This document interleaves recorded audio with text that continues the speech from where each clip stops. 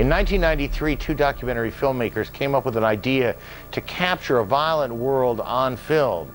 They wanted to answer this question: what's it like to live, to survive, to be a member of the Bloods? CK, which stands for Crip-Killer, he was 16 and he was the youngest.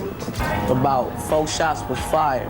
Then I ran about to that step right there and I got hit. I always told him he was slipping.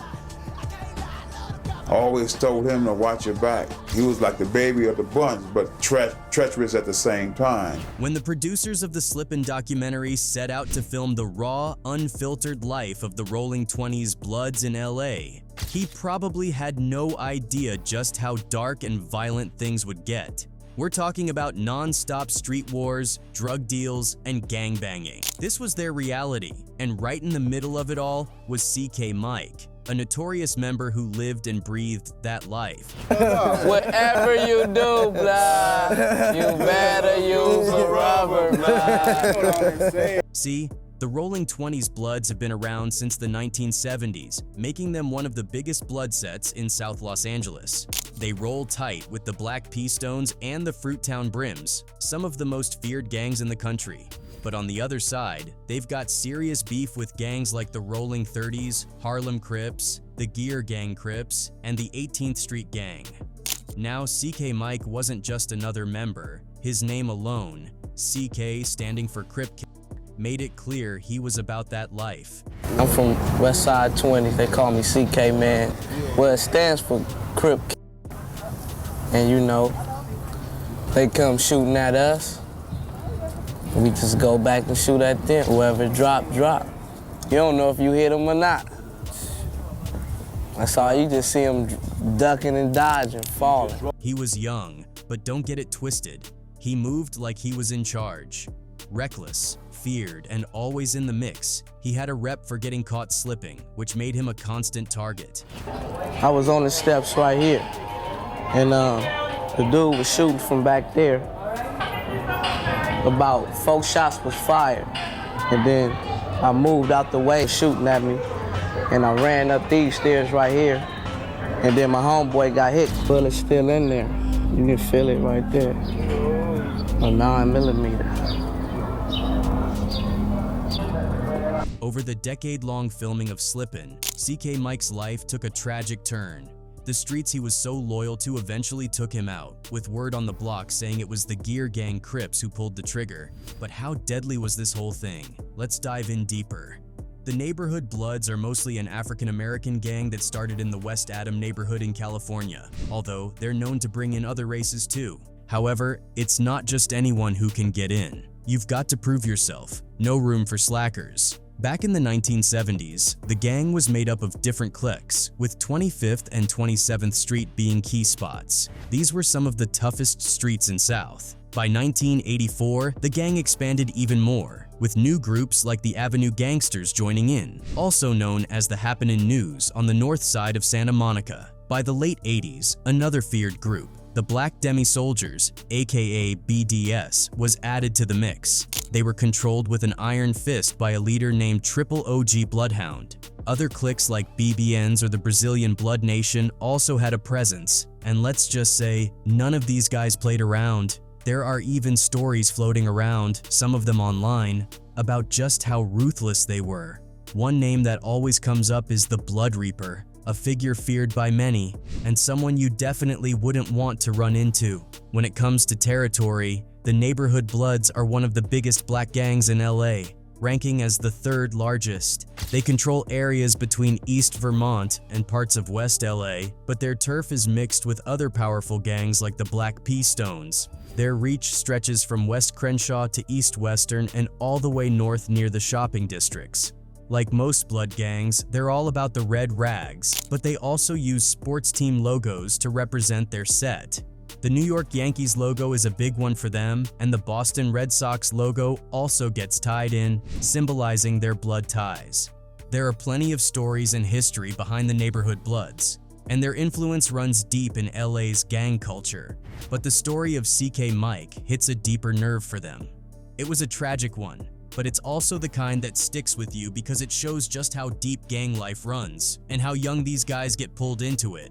Mike was just a kid when his life took a turn that would seal his fate. I always told him to slow down, though. I always told him he was slipping. I always told him to watch your back. He was my little brother, because he was young. He was like the baby of the bunch, but treacherous at the same time. He was shot by a Crip at a young age, and from that moment on, he felt like he had no choice but to fight back. That bullet lodged in his wrist wasn't just a wound. It was a moment that set his whole path in motion. I was on the steps right here, and the dude was shooting from back there. About 4 shots was fired, and then I moved out the way shooting at me, and I ran up these stairs right here, and then my homeboy got hit because he was... With nowhere else to turn, he joined the Bloods and fully embraced the street life. Born on October 26, 1976, he was still just a teenager, only 16, when he was killed. For a while, he had some happiness, hanging out with his friends and girlfriend, but the streets don't let anyone rest for long. One day, an argument with someone, who to this day remains unidentified, turned deadly. They accused Mike of killing someone, and before he could even react, they shot him in the leg. Then, they fired again, this time in his stomach. And a guy was just standing there with a gun out. So they all ran. So Mike tried turning around, he shot Mike in the leg first, in the right leg. And then he shot him again, and Mike fell. With the gun, he shot him in the stomach. He was finna shoot him again, and the gun ran out of bullets. So he turned the gun over and started beating him upside the head. He said, "You the one shot my homeboy, you shot my homeboy." Mike said, "I didn't shoot your homeboy." He was still breathing when his closest homies, Dig Dug Douglas and Crazy Killer Calvin, got to him, but there was nothing they could do. He died on April 12, 1993, right there in front of them. On his back, near the curve on Washington and Gramercy, he was rolling around. Blood was just choking him. He was trying to breathe. We kept saying to breathe, Mike, breathe. He just finally just blinked on the guy. Now, speaking of his friends, there was Dig Dug. His story is another wild one. By the time he was 9, he wasn't just smoking weed, he was selling it. The crazy thing, even though he was thrown into that world so young, he still cared about his education. He used the money he made from the streets to teach himself how to read. That alone tells you the kind of person he was. He was smart, but the streets don't care about that. He got deep into gang life, and despite having real talent as a rapper, so much so that RCA even offered him a record deal, he let bad advice talk him out of it. That was a chance to escape, and he didn't take it. Even when he ended up locked up at North Kern State Prison for 11 years, he never let go of his family. He wrote poems to his parents and kept in touch. When he finally got out, he tried to turn things around. He landed a job at a record company in LA, but like so many others, he disappeared into anonymity after the Slippin' documentary. Then there's Crazy Killer Calvin, another name that stood out in the documentary. He saw the worst of street life from as young as 6 years old, so by the time the cameras were on him, none of this was new. He was slick. He knew how to hide ski masks, gloves, and guns, and he was no stranger to shootouts. But despite all that, he had a deep bond with CK Mike. Mike's death hit him hard, but no matter how much he wanted revenge, he could never find the person who pulled the trigger. Guess who I would do to the man that Mike? He's a ghost. Hell, mother, yeah. After the documentary, he fell off the radar. Last anyone heard, he was in Dallas, studying the Bible and staying out of the spotlight. And then there's Chris. His life was a constant battle. Addiction had him in a chokehold, and to keep up with his habit, he ended up selling drugs, even to his own family. No matter how much he joked around and played the funny guy, gang life had him in its grip. He barely made it out alive more times than he could count, jumped in front of his house, attacked, nearly at least 5 times. Eventually, he had enough. He turned to God, started preaching, and dedicated himself to helping others find a different path. He joined the Open House of Prayer in San Bernardino and started working with the homeless. Like some of the others, he's kept a low profile ever since, but at least he managed to walk away from the life that almost killed him. Then there's Lowdown Lamar, the main narrator of Slippin'. Out of all of them, he seemed to have the biggest hopes of getting an education and breaking away from the cycle. He had a wife and kid to think about, and at one point, he even left his grandmother's house just to make sure they had enough space to live. Wanting a better life for my son and my girl, I had to move away from my grandmother's house. But like everyone else in the gang, he had to hustle to survive. Besides selling drugs, he worked all kinds of jobs, delivering subpoenas, flipping burgers at Burger King, even working security for a while. He saw too much violence, lost too many friends, and at one point during filming, he even had to run for his life. But money was always tight. After the documentary, he started working with the homeless and picking up odd jobs just to get by. At the end of the day, no matter how close these guys were, the streets had a way of pulling them in different directions. Some of them made it out, some didn't, and some just faded into the background. That's what makes Slippin': 10 Years with the Bloods such a raw, unforgettable documentary. Directed by Joachim Schroeder and Tommy Sowards, it premiered at the 2005 Tribeca Film Festival and gave the world a real, unfiltered look at the lives of these 5 young men. It wasn't just about gang life, it was about survival, choices, and the consequences that come with them. They wanted to answer this question: what's it like to live, to survive, to be a member of the Bloods, the notorious LA street gang? Their project would last a decade, as one of the men would call it, but also a life experience. The film is called Slippin': 10 Years with the Bloods. Now, the history of the neighborhood Rolling 20 Bloods actually goes back even before the Bloods officially became a thing. Back in the 1950s and 60s, there was an area called Blood Alley on Cordoba Street, which was basically a breeding ground for what would later become the Rolling 20 Bloods. Then, in the early 1970s, when black street gangs started gaining traction, the young guys from that area kept the Blood identity alive, along with other groups like the Hoover families, the Black Pea Stones, the Outlaws, and the Midtown families. These gangs helped shape what we now know as the Rolling 20s Bloods. It's their destiny to be aligned. So this alignment, that's why when we put Blood on, it was just our alignment. We were aligning, we were already down with the families, the Brims, the Blackstones, the Bloodstone Villains, the Outlaws. Between 1978 and 1980, the gang officially added Blood to their name, and over time, different factions started to develop their own identities while still staying connected. But one thing that never changed, the Rolling 20s name stayed in their title. Now, let's clear up a common misconception. The term rolling was being used by gangs before the Crips even came into the picture. A lot of people think rolling is just a quick alliance term today, but back in the early 70s, gangs were already using it in their names before the Crips popularized it. In fact, before they were even called Bloods, the Rolling 20s used to go by neighborhood families in the 1960s. So, just to set the record straight, Rolling 20 Bloods have never been, and will never be, connected to the Crips. The term rolling was theirs first. Another thing to note, there are actually 2 different gangs that go by Rolling 20s. The outlaw Rolling 20 Bloods and the neighborhood Rolling 20 Bloods. They've always been close, and even though they operate separately, they've never had any serious conflicts. They function together, but they are not the same gang. When it comes to rivals, the neighborhood Rolling 20 Bloods have a long list of enemies. They're constantly at odds with gangs like the neighborhood 40 Crips, the Rolling 60 Crips, the West Boulevard Crips, the Gear Gang Crips, and the Playboy Gangster Crips. And let's not forget one of their biggest rivals, the 18th Street Gang. Their beef with 18th Street has been going strong since the 1990s, and there's no sign of that changing anytime soon. Also, the Rolling 30 Harlem Crips. This is hands down one of the biggest gang beefs in LA history. When you talk about Crips versus Bloods, this one is major. We're talking decades of bodies dropping, back and forth retaliation, an all-out war between the Rolling 20s neighborhood Bloods and the Rolling 30s Harlem Crips. This isn't just some recent tension. This feud goes all the way back to the 1970s. What's wild is that, in the early days, these 2 groups weren't even enemies. The Hoover families and the early version of the neighborhood Bloods were actually close, like real close.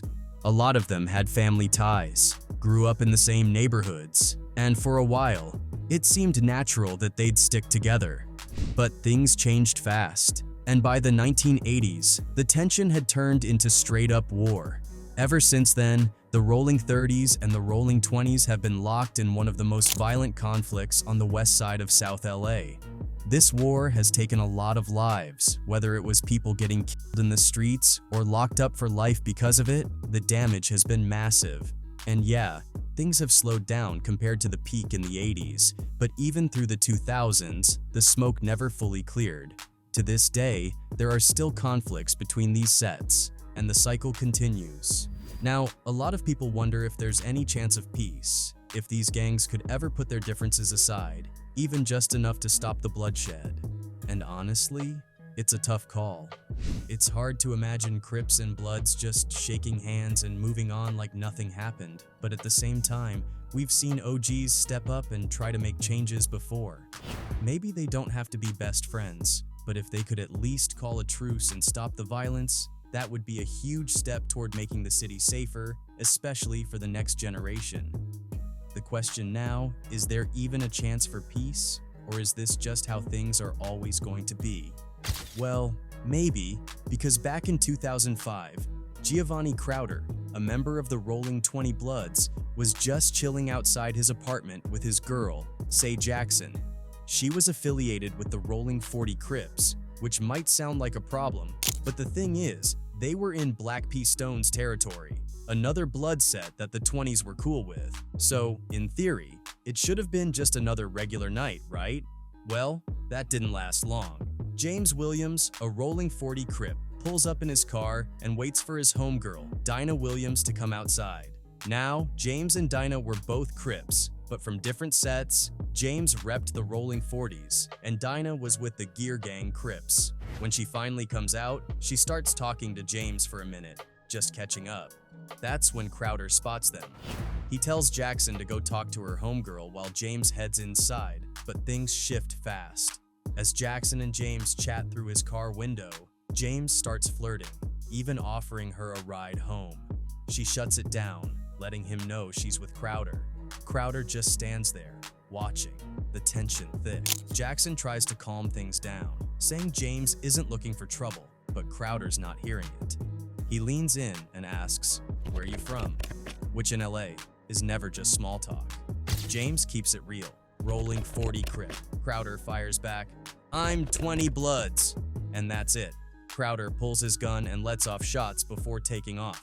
Jackson tries to cover for him, tossing the gun in some bushes, but it's too late. James Williams dies right there. Crowder skips town, but they catch him later. Jackson gets 15 months for her role, but Crowder, he gets 50 years to life. And you already know, this wasn't over. March 14th, 2016, 6:45 p.m. LAPD responds to a shooting on West Adams Boulevard. They find Bradford Smith, aka Baby Slick, a Rolling 20 Blood, dead on the ground. The 20s weren't letting that slide. That same night, Trayvon Adams and his crew go out looking for payback. 10:38 p.m. Sammy's Liquor Store, deep in Rolling 30 Crip territory. A witness hears gunshots, spaced 5 minutes apart. LAPD finds Lorenzo Ambroso bleeding on the sidewalk. He's alive, but not for long. Security footage tells the story. A white Chevy Malibu circles the block. Minutes later, it rolls back around. As Ambroso rides his bike past the liquor store, shots ring out. Sparks fly, he drops, and the Malibu speeds off. At the end of the day, there's a lesson here. Actually, a few. Social media and cell phones were their downfall. Facebook posts, gang signs, threats, even emojis. It was all evidence. Add in surveillance footage and phone records, and the case was pretty much wrapped. Then, when the cops locked them up together, they didn't even realize they were being recorded. Talking about their car, their phones, what they should have done. It was like handing the cops a confession. In the end, Adams got 12 years with extra time for gang involvement. So yeah, lesson 1. Stay off social media if you're out here doing dirt. Even the smallest flex can come back to bite you. Lesson 2. Keep your mouth shut. Talking too much can land you in prison before you even know it. And this isn't the only story like this. Pee-wee thought he was being careful, but one bad run-in at a swap meet changed everything. A few words, a few shots, and just like that, he was looking at 25 years to life. And as for some of the OGs, their legacy lives on, some in the streets, some behind bars, and some who aren't here anymore. Rest in peace to James Chambers, aka Jimbo GIS, and CK Mike from the Neighborhood 20 Bloods. At the end of the day, the streets never forget.